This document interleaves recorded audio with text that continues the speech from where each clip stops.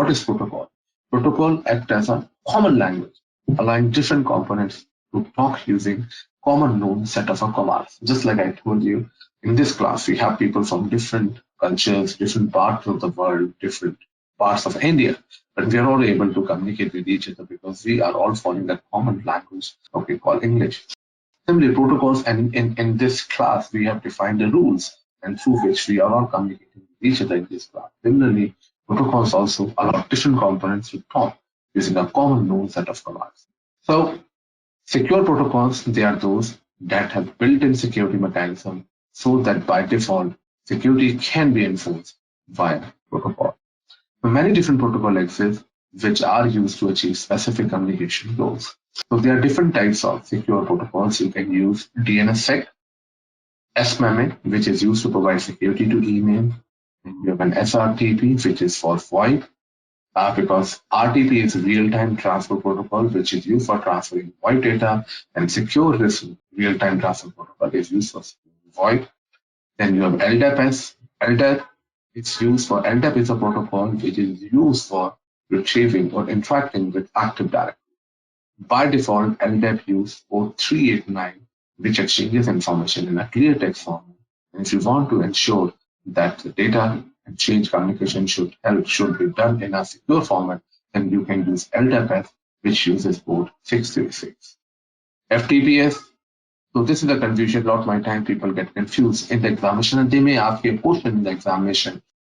FTPS and SFTP, both are secure protocol, but FTPS uses your TLS to provide security, and SFTP uses your port 22 to provide security. That is SSH. Remember, the FTPS, TLS for security, and SFTP, it uses SSH for providing security. SSH that runs on port 22 to provide security to the protocol. Then you have an SNMP. SNMP is Simple Network Management Protocol. This is based on a client-server technology. Okay? You have a client and then you have a server. A server is hosted on any server, and then the SNMP server is hosted on some server, and then clients are in the form of your network devices, security devices like firewall, network devices like switches, routers. And this is a protocol which is used for managing and monitoring those devices. So SNMP version 1 and 2 for communication, the authentication or communication between SNMP server and the client was in SNMP version and version 2, it was being done in a clear text form. The communication, or I would say the authentication between SNMP client and server, and then the communication, the message exchange to monitor and to configure the device, it exchanges in a clear text format.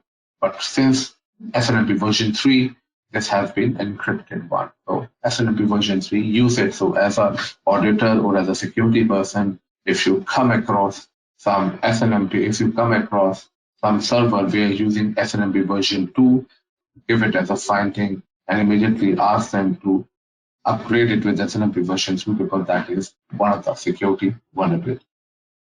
Then you have SSL TLS, HTTPS, Secure POP, IMAP. So these are some of the secure protocols.